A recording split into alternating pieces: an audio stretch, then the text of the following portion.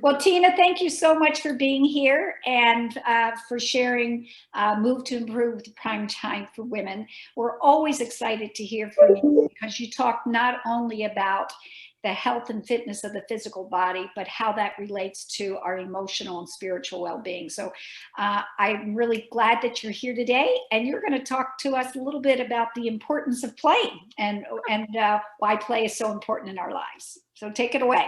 Thank you so much. I'm excited to be here. I'm loving being able to bring just new pieces of this journey as we work our way through these 8 weeks together.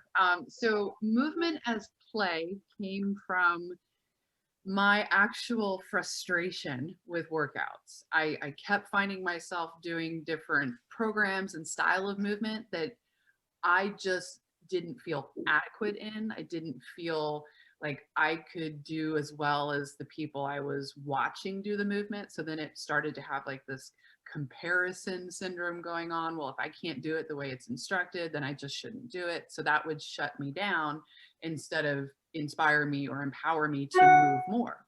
So I started to really look at different ways that I could move. And one of the things that just kind of like sparked, I was walking my youngest daughter to the bus stop. And at that time, she had like this routine where she would leave the house with her backpack on, and then we'd walk out the front door and down to the top of my driveway. How old was she at the time? Just give us an idea. 4. Okay.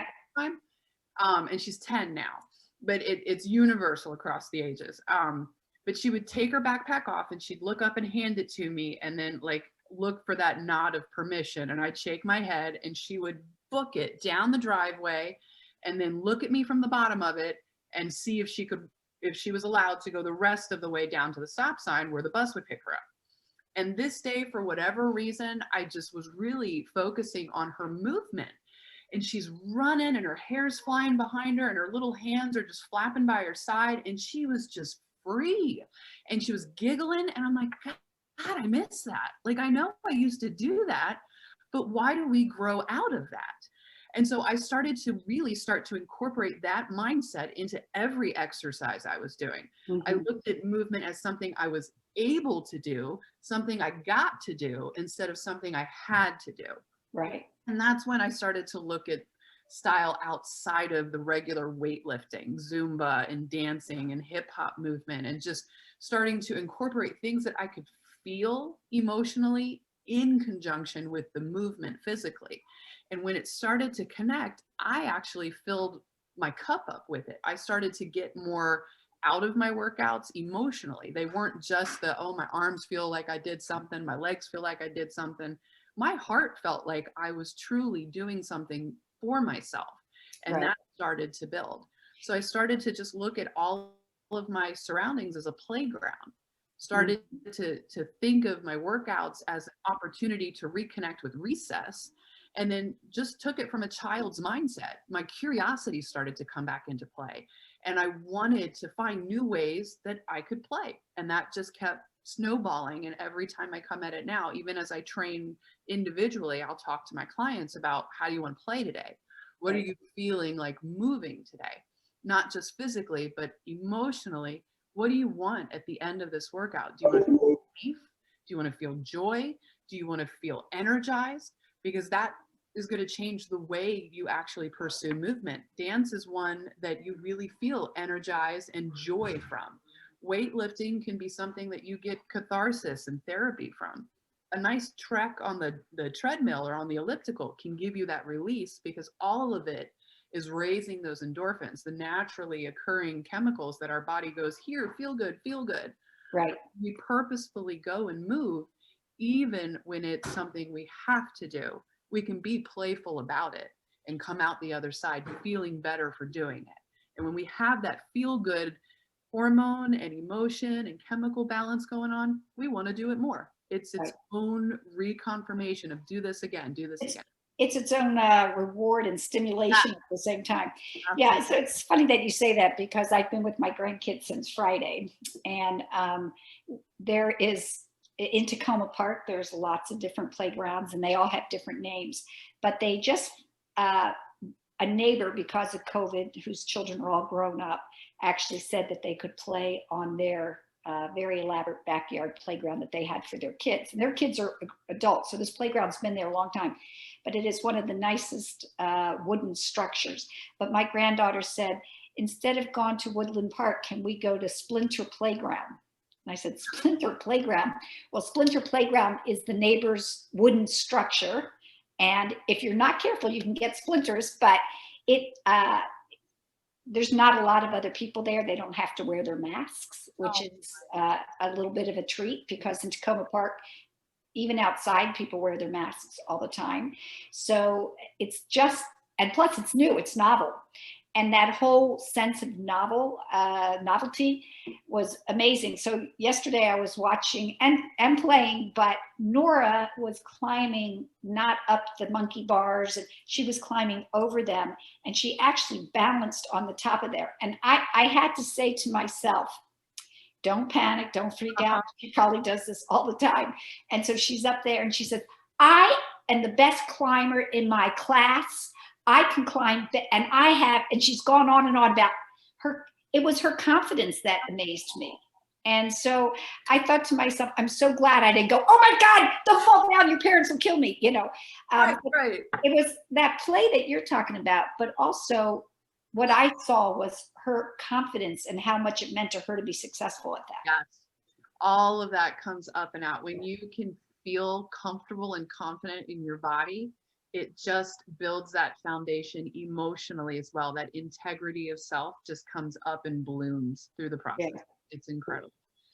Andrea, I was going to ask Andrea a question. When you do your Zoom classes, I'm guessing maybe not during COVID, but I'm guessing you have a group of women that you do it with numerous times. And we did it all through COVID. She did us online every day, so we could go on any day we wanted to. Different days are like Mondays it's senior gold is what it's called. So it's toned down a little bit from the millennials. I used to go to Zumba with the younger girls, and actually physically fit I was, more so than they were, because they don't do stuff much. Yeah. But there was a lot of bouncing, and one of my ankles seemed weak. So I thought, I do not have to twist my ankle. So I looked and I found this girl that did a senior Zumba, and I can put more into it as much as I want. But I don't have to feel like I have to keep up to those girls.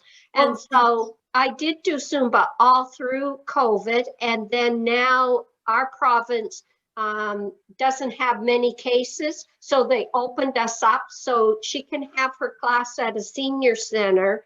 And we're X'd out into our square. We wear our mask and go on our X until we start our exercise, and we can take our mask off.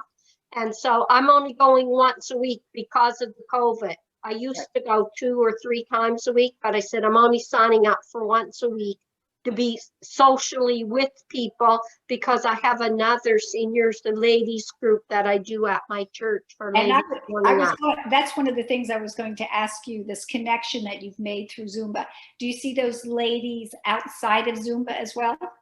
Some of them, yeah, because there's a couple that I went to school with, and we kind of go together when we could, not Zumba year. And so, you make new friends, and you only seen them at Zumba. And one of the girls I used to work with years ago started coming to Zumba, so I hadn't seen her after I retired, and she retired last year, so she started senior Zumba. I love the connection that women maintain over time. And Tina will tell you how important that is for your physical and mental well-being. So thank you so much. Tina, when you work out with your clients, do they maintain, because you do some group settings, right? Yeah, Tina, I do group settings as well. Yeah. And individual ones. The group settings tend to, with everything going on, tend to be more virtual. The current group I have going on, we make a point to try and come together at least once a month and adhere to all of the social distancing restrictions. But it's such a huge difference seeing everyone in front, and we do the back-to-back hug or the elbow high five now. But it makes a huge difference in just feeling that sense of grounding almost emotionally, like, oh, there's another person and I know that you're real and I'm here and we're good, and sharing all the different things that are going on in our lives and just being able to kind of bounce things off of one another and feel more comfortable in our lives. It helps with that connection, most It definitely. takes away the growing of loneliness, maybe for some that don't have family or don't have at least one person. Like my husband's living, so I'm not here alone. I have a partner. That's great. Absolutely. Tina, I was going to ask you, within your connection, within your group settings, do your clients see each other outside? I mean, when it's not COVID time, are the relationships they make when they're working, I mean, playing together, are they maintained outside? Yes, they do. I've got a couple, we've had a couple romantic relations stem from our groups. That's been interesting. We've had friends just coming together and having dinner and taking, when they find out that they're within like walking distance from one another, they're taking walks in their neighborhood, or they're coming and meeting at parks, and just having that time set aside for themselves to get to know one another and have more time invested in themselves, but growing that connection. And it's been incredible to see the reflection of it back inside of the group pages that we have, because that they daily post in there and are sharing what's going on in their world, but seeing their connections outside being brought in and just seeing it build stronger has been incredible. That's great. That's great. So what else were you going to give us tips on how to play, or? Yes. So especially with the warmer weather happening now, we have more opportunity to come outside in our neighborhoods and just taking a walk around our space. And one of the most unique things that you can do is changing the way you walk. And I know we had talked about this early on about taking a different route than we typically would. And that just changes the pathway and the reception of your brain taking your environment in. One of the things that I just recently had done with my daughter was, it's a blind walk. And I know this is going to sound crazy, but my neighborhood goes in a big circle. So I know it's relatively safe. She can't walk me into a living, like a hill or a hole or anything like Well, that. she's 10 now. She can, but she also knows she's got to come home with me. But so one of the ways that you can enhance your sensitivity is to take out one of your senses. So for this particular walk, I let her guide me. She held my hand and I closed my eyes for the entirety of the circle. And I let her guide me through it, but in that time frame, so we're bonding, we're having movement that's purposeful and active for me and for her, but I'm also coming in and essentially exercising my brain because I can't see. So I'm having to feel my feet on the ground. I'm having to sense the sounds. How close am I to a car coming? How close am I to a dog that's in a yard?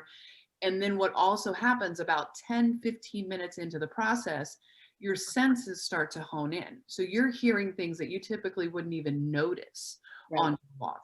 You're smelling flowers that you've probably walked by 100 times and never even noticed were there.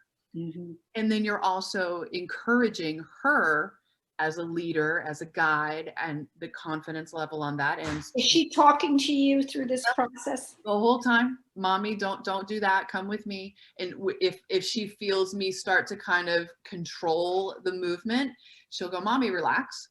So it's very interesting just how the dynamic starts to ebb and flow as you're moving through that process.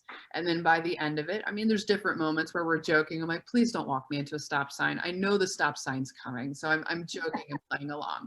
But it gives us an opportunity to play together, to make the movement not so taxing, to make the act of moving your body physically on purpose not so daunting, that it can be something as simple as taking a walk and just taking it in a different direction, literally and figuratively. Right.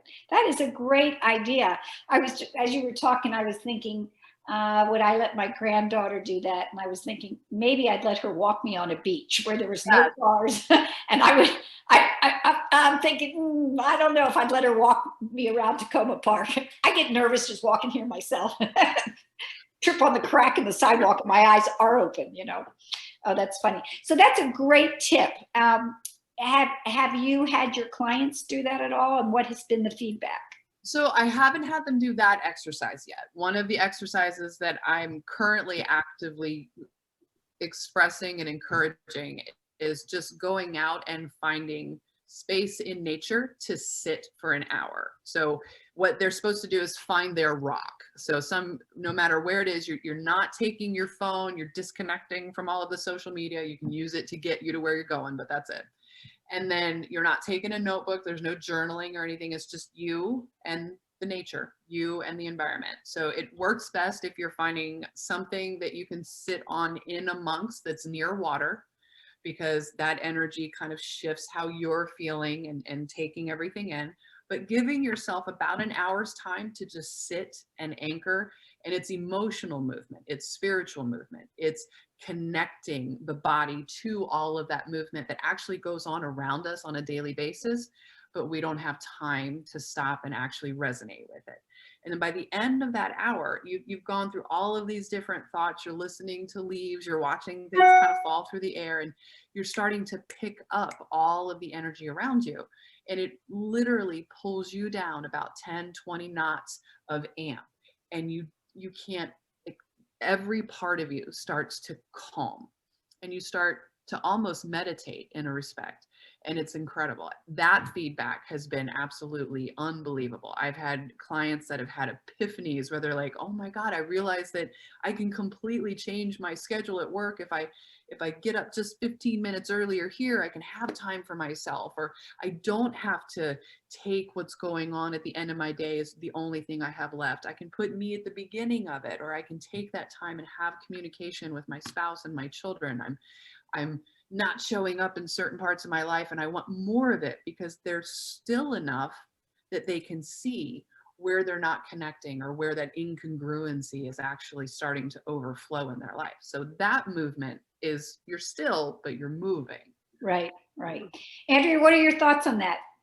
I agree 100%. We have our own spot at the lake. We have a trailer. We don't own a lot in our cottage, but we rent our lot from somebody at a lake, and I can see the view of the lake. I love it. Yeah. Friends have said, oh, come up to this trailer court with us, and there's these people and them and them. I said, why would I go there? I love my sanctuary. I can sit on the beach and just meditate, or hear the loons, or then as you were talking, although you're not as in a relaxed mode, but get in my kayak and just go down the lake. And if I want to paddle, don't, and just sit and listen. I love it. I agree 100%. That's great. Yeah. So as I was listening to you, Tina, my thought was, I think it sounds wonderful. I'm not sure I could sit still for an hour. Really, I'm being honest. Maybe for me, it would be, I want that experience. And I've had little bits of that, but I'm not good at being still. I know that about myself. But maybe I could work up to it, like maybe try 15 minutes.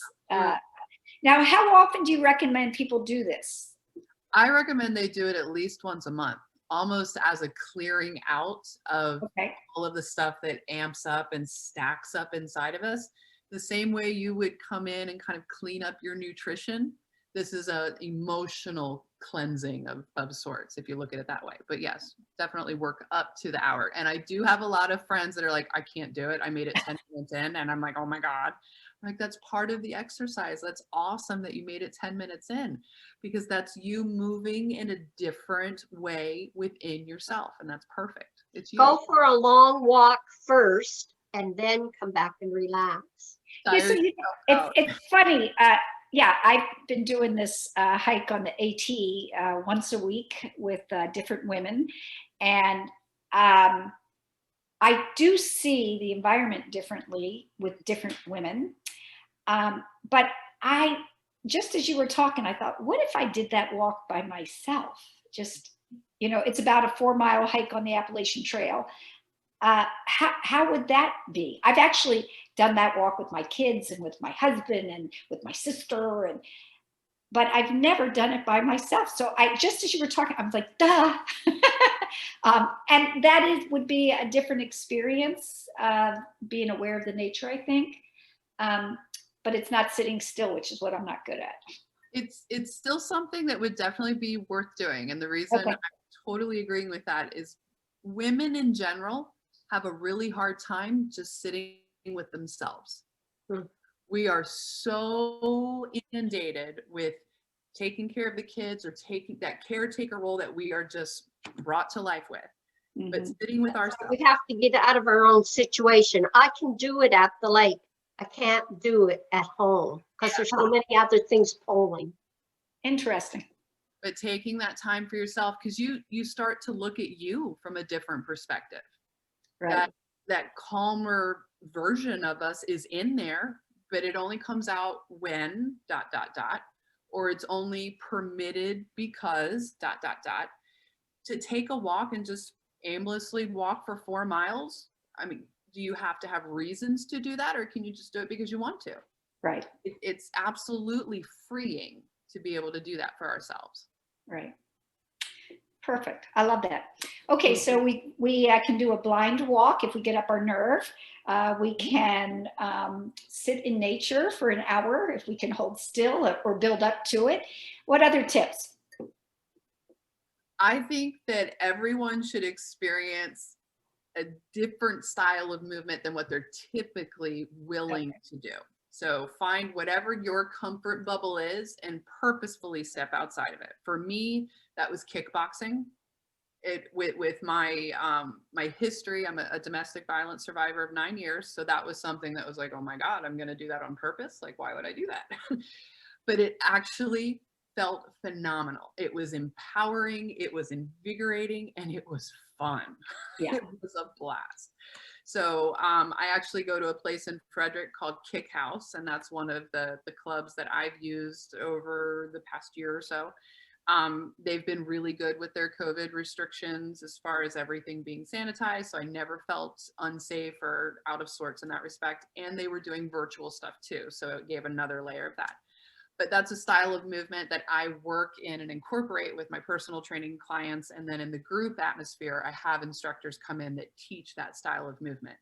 Because it's just not the same as lifting heavy things and putting them down or taking that nice brisk walk. It's full body movement. It's not contact all the time. You can have it back, but you can do shadow boxing, and just the engagement of all of those different muscles, like even me just trying to explain it, you can feel. You can't even talk about it. Yeah, it becomes its own dance style in and of itself, but it's a blast. So definitely find a move that you don't normally do and just go for it. Go all in. Andrea, have you stepped out of your comfort zone? I've always added to it. So I like kickboxing. I don't know if that possibly I can do it. I cannot lift weights. I think you can do anything you put your mind to. You're the kind of woman that inspires me. I could have before my ATV accident. Right. But I would not put that strain on my left side because I had all my ribs my top rib and bottom rib weren't broken, but all the rest of them were. And so I'm just thankful that I didn't break my hip and my legs were strong, because when the nurse said, I'm going to try to take you for a walk, and when she first took me, she said, you exercise, don't you? And I said, yes. She says, you're physically strong, but you've got to heal. Right. And so I tried too soon one time, just raking, and I ended up my good side almost paralyzed, and I had to go to physio for it. And I never did get 100% feeling on my middle finger. It's still numb. And the doctor and the physiotherapist said I overemphasized saving my left side from hurting. And I did something to the nerves in my right side. So I'm a little hesitant, but I still try to do what I feel I can do. So I stay strong. One of the things we did with Prime Time for Women was we had the Prima Donnas, which was a hip hop dance group. And that was so totally out of my comfort zone. The music, I had never really listened to hip hop. I certainly hadn't done those moves. It was very aerobic, which was good because I run and I walk and I cycle, but it was totally different. And it was set to music, and it was choreographed. I think I'm a pretty good dancer, but I just do my own thing. But to be in a dance with 15 other women and have an instructor telling us how to move and when to move and to move in unison, it required so much of, I think, the language part of my brain and the rhythm part of my brain, and they had to cross hemispheres, and it was really, really out of my comfort zone. But I have to say, I think it was one of the most enjoyable things. So Tina, when you said that, I thought I need to do something like that again.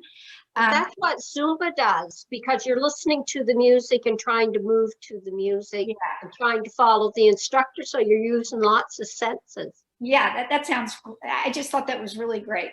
Tina, that made me think. I have often told my husband that I'm going to go to a parkour. Have you ever gone to a parkour park? I have not, but I am familiar with what it is. And I think maybe we should have a little trip sometime. we could do that. So, Andrea, do you know what parkour is? Go ahead, Tina. So it's essentially like a ninja course, and you are just moving in every way possible, but it's random movement. So there's no set reps of things. You're moving in tandem with each obstacle that you come up against, and it's like a gigantic obstacle course. Yeah. And the thing that's, as I read about it for women in their prime, some of the benefits are like what you said, Andrea, balance. Mm-hmm. It's challenges the brain because you don't know exactly how you're going to get over this. Requires upper and lower body strength. It is a little bit like when you were talking about the kickboxing, it's total body. And what made me think about that, right prior to COVID, I visited my son who lives in Manhattan, and there was a kid's playground, and I didn't take my grandson with me. I had gone out for an early morning run, and I just stopped at the playground, and I thought, it's right on the East River, and you could see into New Jersey, and it was just, the sun was just coming up, and I'm in the middle of Manhattan, there was nobody around. So I climbed up and over the domed thing, and it had a wall with a fence so nobody could fall into the water, but I walked the whole wall all the way around, and I did fall off, but I got back up. But it was that I jumped onto the benches that people sit on, and it was just like I made up a little parkour, and it was so much fun. The thought that I had was it would be so much more fun to do it with somebody. Yeah, absolutely. You got to bring in that little bit of competitive spirit and support at the same time. Yeah, I am a competitive booger. I can't help it. I grew up in a family of 9 kids. You know, everything was a competition. Stand up and out. That's right. That's right. Well, so Tina, are we going to do some oh, wait, I didn't want to cut you off. If you had more for us today. Let's see. Make sure my notes. I think I was going to point us in the direction of another piece of the Goal Getters Guide that we had shared. Oh, that's right. That's right. So last week we ended with setting those SMART goals and making sure that the goals that we are setting for ourselves are, make sure I get all of my words right, specific, measurable, attainable, relevant, and timely. And then once we have that laid out, then we're looking at defining why those goals are our goals. So we've set the goals in place. We've said, this is what it is, but why? Because that piece can actually be the driving force forward or the undoing of it. So taking enough time, and this might be one of the things you take with you mentally when you go sit on your rock out by the water for the hour and start to think about, okay, so my goal for the next 30 days is to increase my movement, to add in more vegetables, and to lose 2 pounds over the next 30 days. You've got all of your specifications, you've got your timeline, it's attainable, those are easily manageable goals, but why are those goals important? In that particular case, maybe it's you want more movement in your life because you're feeling stagnant. That can lead you down. Is it stagnant in physical movement or is it stagnant in emotional movement? That why, in respect to the vegetables, the nutrition cleaning up, is your current routine of nutrition, that diet, did I eat today? Is it lacking balance? And then you again have another reflective tool. Is it balance just on your plate or is it balance inside here? Is it balance in your community, your connections, your friendships?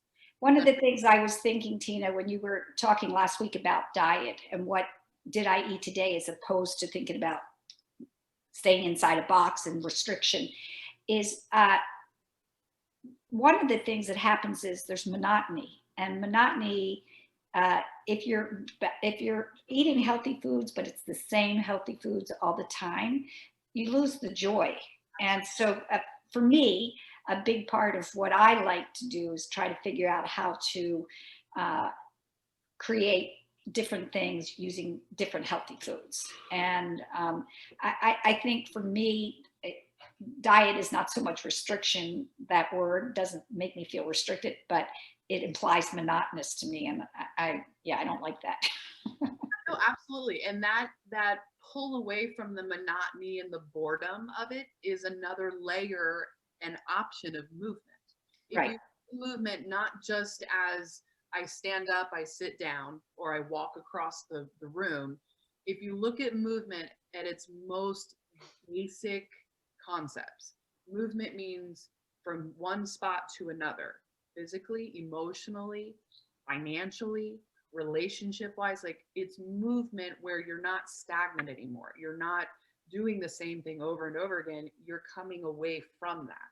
So the more you can increase that movement in your life, the more balance you're going to feel, the more energy you're going to feel, the better your sleep's going to feel, the more you're showing up to your life as a byproduct of actually choosing to move. Yeah, so that idea of doing something different to get different results. You know, my dad, who was 33 years sober in AA, he used to say all the time that the definition of insanity was doing the same thing and expecting different results. So the idea is do something different, and then you can experience hopefully those results. You know, and that's exactly what you're talking about. Absolutely, yes, absolutely. So once we've got those goals identified and we've listed them out and they make sense and we know what they are, that moment where we're taking the time to see why they matter to us. That's that emotional and spiritual and just universal connection and movement. Why is this going to make whatever I'm choosing better? What is it going to give me more of? How's it going to serve my life? How's it going to serve my community? Because if I'm showing up for myself physically, emotionally, and spiritually more cohesively, then I'm a better steward in life. Then I'm a better friend. Then I'm a better wife. I'm showing experience more of my life, again, as that byproduct and almost side effect to making these choices. So taking that time and defining that why for yourself is another layer and extension of that movement that is going to keep you really, truly experiencing and improving your life. That's great. And the Gold Setter Guide, right? Did you share that link with me? I believe I did. If I didn't, I will resend the email, because there should have been that, and then the introduction to the powerhouse that we were giving everyone so that they could have access. Okay. Yeah, I'm not, you could, I have to say this past week has been crazy. So you might've sent it to me and I, honestly, yeah, but I will definitely put that on Prime Time for Women and also on our Facebook page. And next week, what are we going to be talking about next week? So we'll do a little commercial. Yeah, no, next week we have patterns, distractions, and excuses. We're going to go through an exercise called Be, Do, Feel. And it's a way for you to see how you are actually showing up in life and where are those incongruent moments that you can go there, right there, bridge the gap. I'm going to walk you through how to do that. Great, great. All right, Tina. Well, I can't wait for that. And I know that we have some exercises to do today. And I don't have my gym clothes because I ran out of the house without them, but I'm going to do this in the little kitchen here.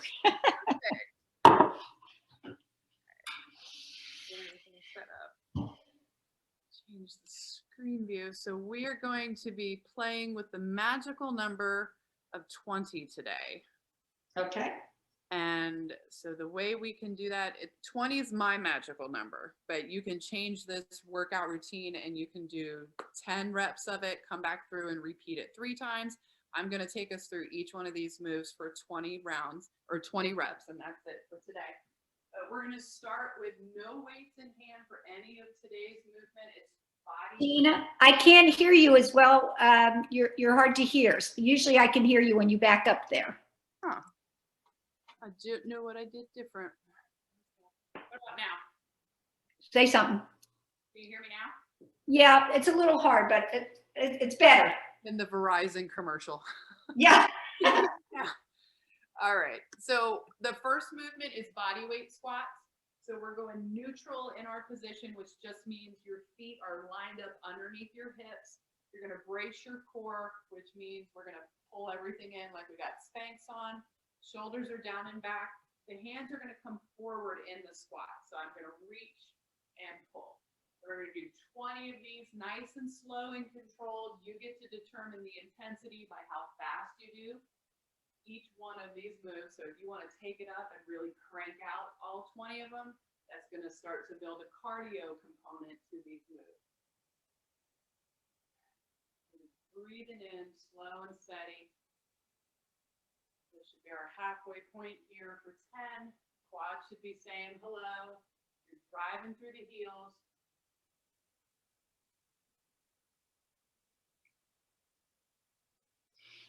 5 to go.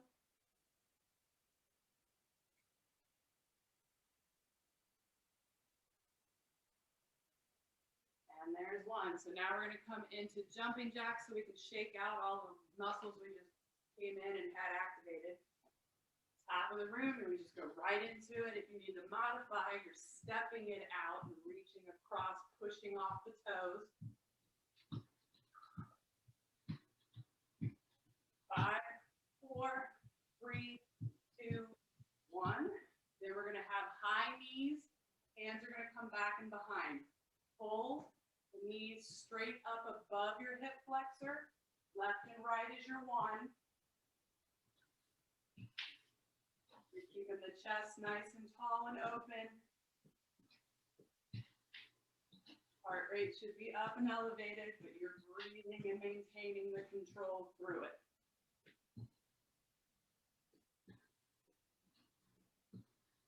Last 5, 4, 3, 2, and 1.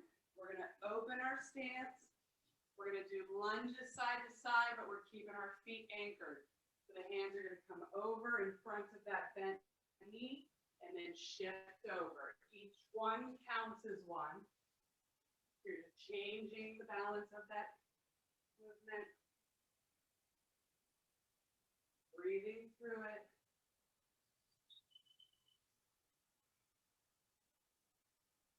Be 10, 11.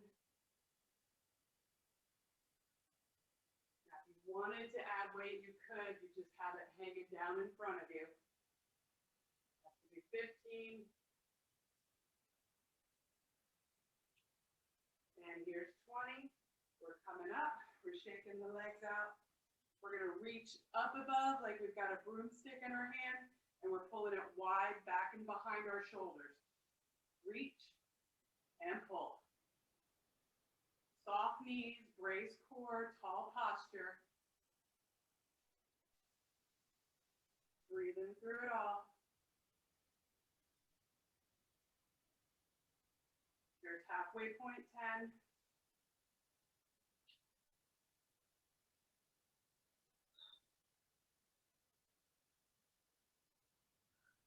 5 left.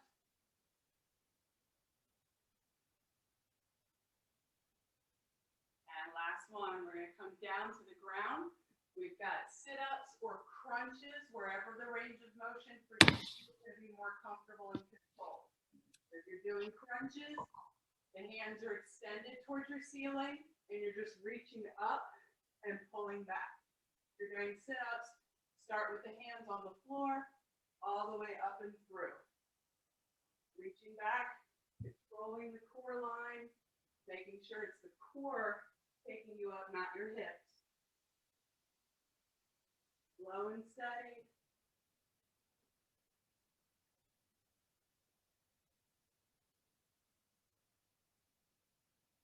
Taking your time with it.